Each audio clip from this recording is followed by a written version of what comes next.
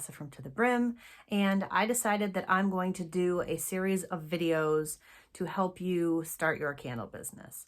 There are a lot of mistakes that you can make. There are a lot of things you might not think of, and this will save you money when you're starting up and give you some pointers on starting your business as smoothly as possible. I decided that it is important to share as much information from either mistakes that I've made or things that I've learned as possible to make it a smooth process for somebody else who's going to try to sell candles.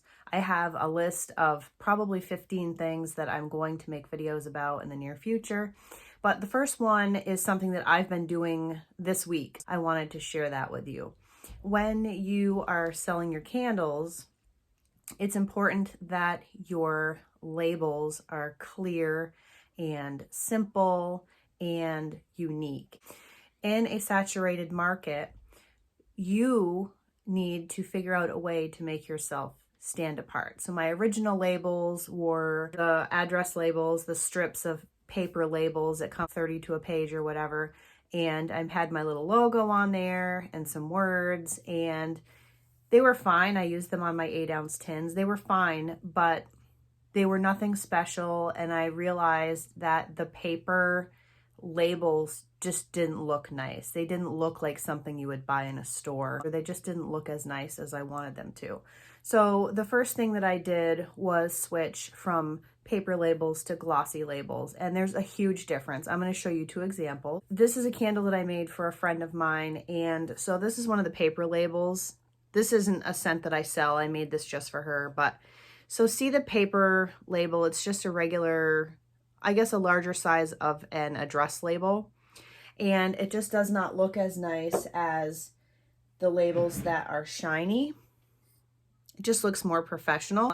Because of the amount of people that have tried to start a candle business in the last year, there's quite a shortage of containers, wicks, wax, things like that. So I haven't really gotten into deciding which container I'm going to use for my shop.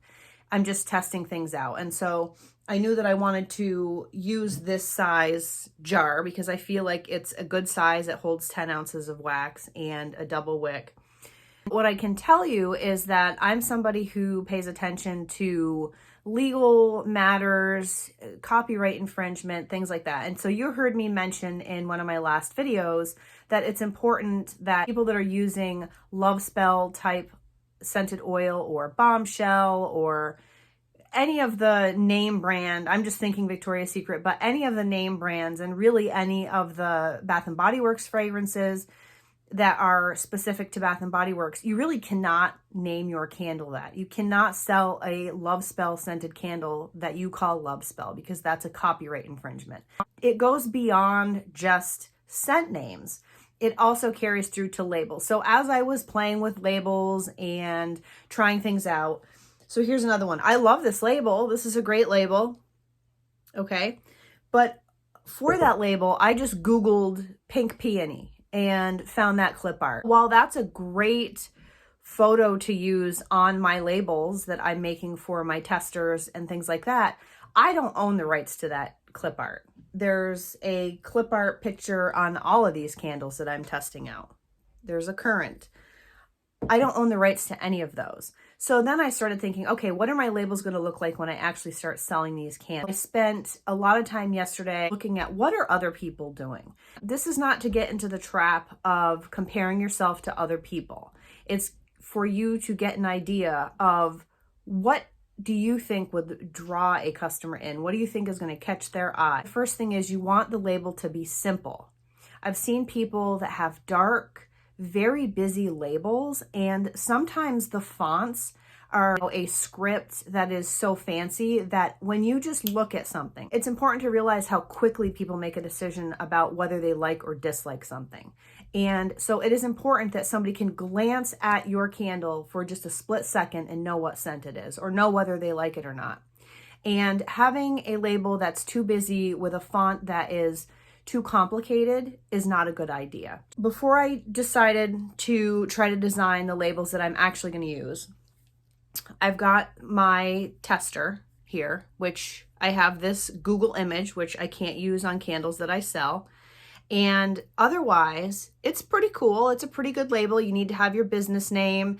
It's good to have your name. And here I'm going to also bring in, this oil is a blend of peony.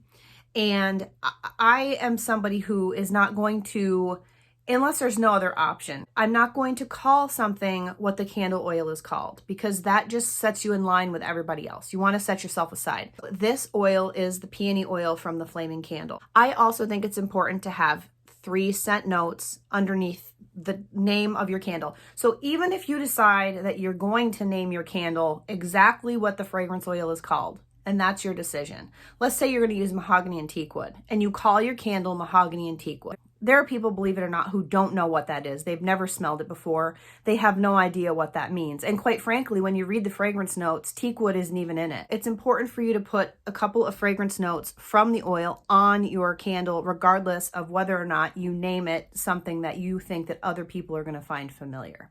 I see labels on Etsy that don't have that, and it's an immediate turn off for me. Because if you've named your own candle, or if you're using a type of an oil that other people aren't familiar with, they have absolutely no idea what that candle smells like. And they've got to go through and read your description and just hope that you've put the fragrance notes in there. Consumers don't have that kind of time. You don't have that kind of time to win over a customer. Not only do you want your labels to be simple and easy to read, you want them to have information that is going to help that customer decide whether they want to buy your candle or not. Here's a label with a unique name on it. I have 3 notes on my candle. And the other thing that you have to do is say, where was that candle poured? I don't want to personally put my home address on my candle label, so I put hand poured in Vermont.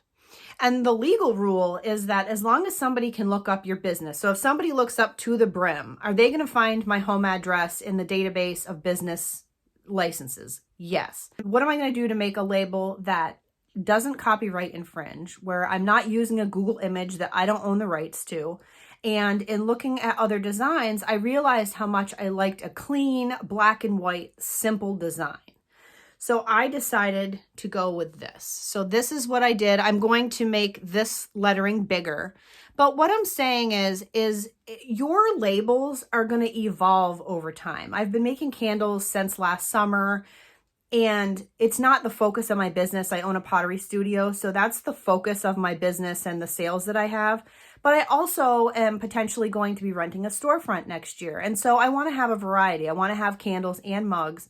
And so this is along the lines of the kind of label that I want to end up with. Same information, very simple, and it doesn't have the clip art that's copyright infringed. When you're starting a small business, it's very important to make sure that you avoid anything that could possibly get you negative attention legally, or just cause you to have a bump in the road, or cost you money when you're trying to start a business from nothing.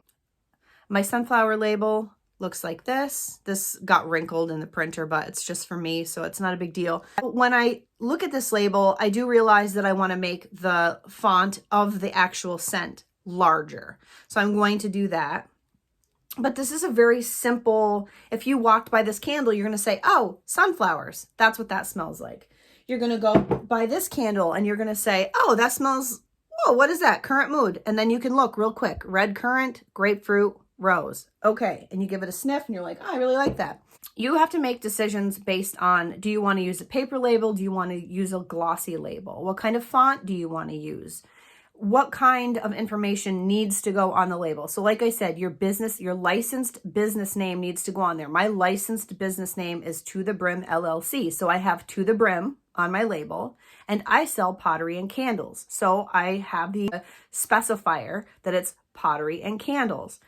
There need to have where you poured that candle. So if you're not comfortable putting your address on there, you can put hand poured in and then the state, because if somebody wants to look up your business and find out where you're out of, they can look up the state and they can look up your business name and they can find your address, your business address, because it's going to be in the database of the state business license. The biggest thing that I can say is you don't want your label to be too busy. I'm not going to show examples of other people's labels that I was turned off by, but scroll through Etsy. It's easy enough to find. There are labels that when you look at them, there's not enough information. I saw one yesterday. I saw a candle that had the business name on it, and then let's just say apples, and then how many ounces. It's not enough information for your customers either. It's important, in my opinion, for your customer that you have scent notes of your candle on your label. You do not want people to have to go through an Etsy listing to find out what that candle smells like, especially if you've come up with a meaningful name to you. You want it to be a very quick, it's a split-second thing. It's just like a resume. People will spend hours and hours and hours writing the perfect resume, and it's too cluttered. A person that's going to hire somebody, I used to be a nurse supervisor, okay? You take the person's resume and you look at it. Within 10 seconds, you've decided whether you're even going to call that person back.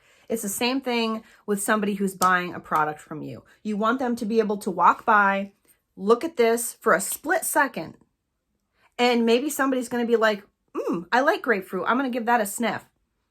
Oh, I like that. Okay. Or they're going to see it, they're going to smell it, and they're going to go, I don't really like that. What else does this person have? Your job as somebody who has a candle business isn't only to make candles and sell them. It is to appeal to your customer. Because if you don't appeal to your customer, you're not going to have any customers. So I hope these tips were helpful to you. I'm going to be back with several other videos that I hope will help people that are trying to start a new candle business. If you like this video, give it a thumbs up. If you subscribe and click the bell, you'll be notified any other time that I make a video. I hope this was helpful, and I'll talk to you guys later.